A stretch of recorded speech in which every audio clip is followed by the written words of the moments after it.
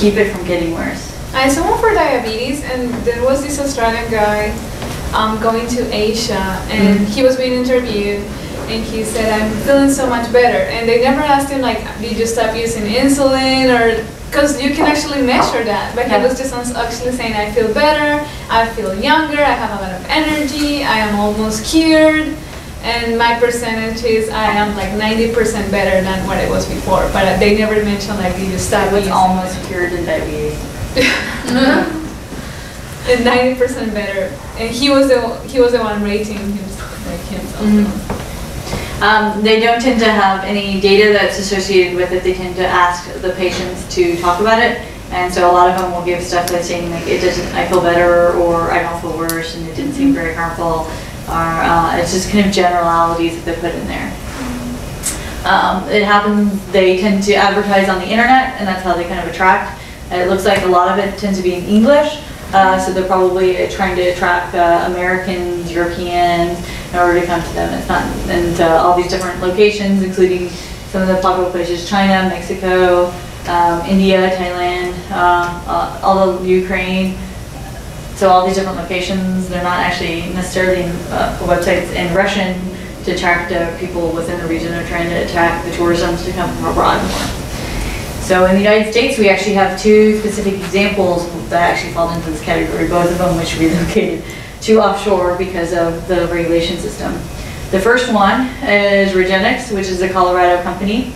So what they were doing was two different procedures. They refer to it as non-surgical adult stem cells and blood platelet treatments to promote healing and pain management. They have two. One is one same day. So they take out your cells, they process them a little bit, and then give them back to you, and you're supposed to feel better. Because it's the same day and it's minimally manipulated, that doesn't need an FDA approval. The second treatment requires more cell processing expansions that take about 2 weeks to happen. And that's not a same day, therefore it fell under the category of the FDA oversight. And so the FDA came in to look into the company and see what they're doing. I also wanted to, this is another example to give you about all the data. The small print here tells you, wow, this is interesting, but this isn't actually research. Oh, by the way, this isn't actually caution here. What did I say? This is just data, but it's not actually showing research like this trend. Oh, improved, yeah, I feel better. And this is based on how did you feel before and after, you know, the little happy face chart. That's how they're assessing everything. But it looks like data, so that's where everyone associates it with. That is actually scientifically proven. The FDA permits, or the reinjection, as I said, manipulated, but it doesn't believe that you can actually manipulate them longer and put it back without having a lot harder risk.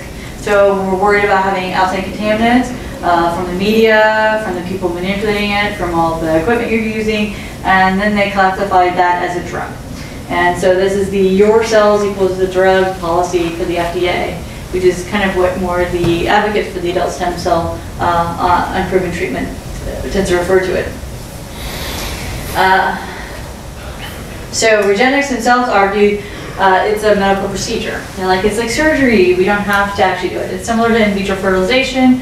We don't have to have FDA approval for in vitro fertilization. Why should we? But they then think they're under the FDA's jurisdictions, but the court actually sided with the FDA, and instead Regenexx now has 2 locations, one in Colorado that does same day, and one in the Cayman Islands. So apparently you can go for a vacation and, you know, deposit some cells and then, you know, hang out for a couple weeks and then get them back. So I guess that's not so bad. The court case specifically, Regenerative Sciences, Regenexx versus the FDA. In 2008, the FDA advised that they were in violation of the policy, and they sued each other and went through the court, and our last ruling was in the U.S. District Court was in favor of the FDA and issued the permanent injunction. But it's still continuing through the court, so we're going to see exactly what's going on, whether or not the FDA does have the power to have oversight over this particular area. The scientists are on the side of the FDA, because they think that they're worried about having these clinics out that say they're training something and they're really not having an efficacy. that will have a negative impact on the actual science that's going through a true clinical trial process that's happening in the lab. So we're worried about having some negative side effects that will taint the entire field in the future. And since a lot of biosciences is related to public goodwill and this link with advocates pushing for funding, if you have this huge negative backlash against it, and it's all because people are doing these kind of clinics where they haven't proven the treatment's effective and someone ends up getting hurt, it'll have a negative impact of how much funding this area of research gets, how much regulation, how much oversight. We also have this issue in Texas from our lovely governor, Rick Perry. So he has a long history of supporting adult stem cell research, but also being against embryonic stem cell research. What was interesting in 2001, all of a sudden he came up with, he had made a request to the Texas Medical Board to specifically look at adult stem cell research and to see if they could be considered an alternative treatment. This would put them in the same category as like vitamins. So vitamins don't get FDA approval, they're just considered alternative therapies that you can do on the side. They just get a little bit, I think, oversight to make sure they're what they say they are from another organization. But that's what he was advocating, and it came out of left field. But I think everything that Perry does that's science-related tends to have a link somewhere to something, and this one did. So when the Texas Medical Board, they gave the recommendation, but when they actually met, they decided that this wasn't a good idea. It wasn't supported by the scientists or the doctors within the state.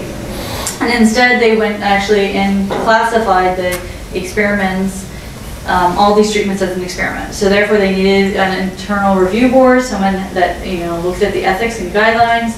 They reviewed that, and they came up with kind of a weak statement that kind of linked the two together. It's not necessarily good because it puts Texas on the book of having a kind of an odd regulation that makes it look like you can go around the FDA within the state to do these treatments. The FDA isn't responsible for them. But on the other hand, it's not bad because it's not what they originally wanted, putting it into an alternative classification where anyone could just start doing the research or doing the treatments without any research and not proving the efficacy of it. And then later we found out during this process that the reason why all this was moving forward was because Governor Perry actually received stem cell injections for back pain from this particular company called Celtech that was very involved in the review board. The only other time I've seen Perry pushing really hard and doing something would constitute as progressive was when he was looking at vaccines for cervical cancer for young girls. All of a sudden he was pushing to have all girls take it. I thought, oh, that's odd, that's kind of progressive. And it ended up being that his chief of staff then moved over to the company that was selling the vaccine like months later, and he had gotten some campaign contributions himself from the company. So this is another case where it worked and made him feel better, I suppose, and so therefore he was pushing it for the rest of the state. And now he pushes for adult stem cell therapies within the state so we could be the hub of it in the United States. A little bit about Celtech. It's run by his physician, Stanley Jones, the one who gave him surgery. These particular services cost up to $30,000 to do it for those 2 weeks where they store your cells and then you come back and get treatment. They have a lot of people who get treated for most commonly multiple sclerosis or Parkinson's. The lab itself in the end got inspected in April of last year, and this was a result from a bioethics complaint. A bioethicist actually in Wisconsin or Michigan.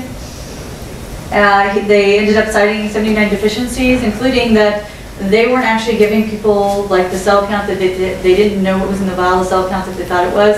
There was a lot of extra debris in it, material. They weren't really doing kind of quality control up to the level they should have. And then in the fall, because they couldn't handle and seem to respond to these effectively, they ended up closing the lab. And now they're talking about moving a clinic over to Mexico that will do the treatment for their current patients, but now linking also to perhaps, if they can find one of the universities to do actual clinical trials on it to show that it's effective.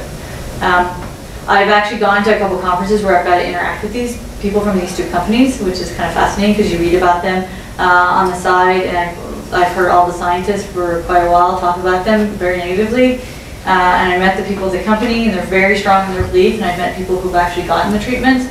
And some of them actually do look like they're physically getting better. For instance, one of our state representatives, Rick Hardcastle, has multiple sclerosis. I saw him in 2009. He had kind of a cane. He had been, slow walking. He wasn't feeling that great. I saw him again this past December. He was a lot more mobile. He was getting around better. He was standing tall. He looked good. But the problem is that they're actually just guessing on doses, right? So the whole model is the more cells we can throw into you, the better. But that's actually not true. And we were, I think we vaguely mentioned the discussion about the heart cells that ended up being a lower dose was actually better than a higher dose. So the first part of the clinical trial is trying to figure out what the dose that's right, and they're just throwing more and they could be doing more harm.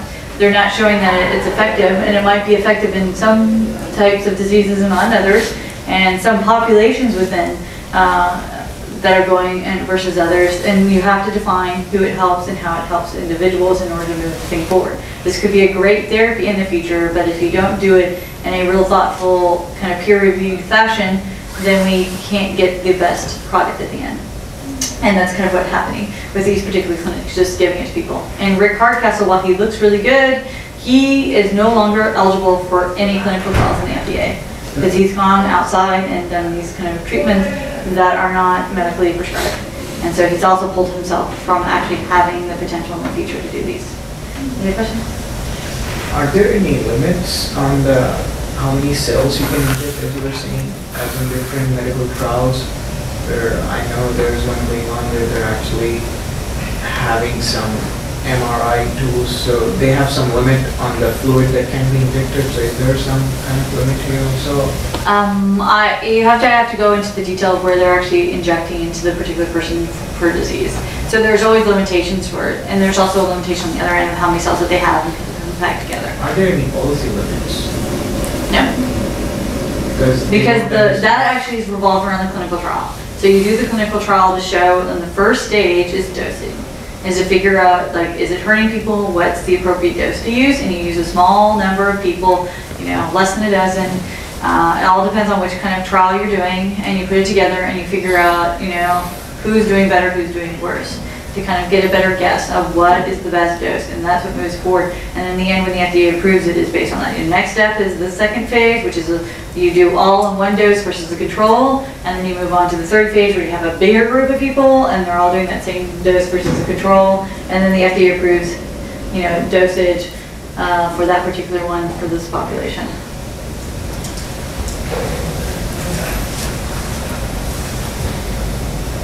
Okay, well, I'm going to just kind of leave at this point because we're running out of time. This is all a collaboration section, so I'll just get to my conclusion, which is basically that a lot of all this research is kind of linked between the religion, it's linked between political and your institutional trust that happens in stem cell research, which has a huge impact on the actual science itself. And it's one of the few areas where we get all these different players kind of merging and fighting together, looking for different pushing and pulling. The United States is kind of a mess because we can't quite put ourselves together to kind of put a cohesive plan that could actually stick with permanently in the future. We leave ourselves open all these windows of court cases, of administration. But on the positive side, so a lot of the rest of the world, you see there's a kind of disparities with different things, people moving around from being restrictive to permissive.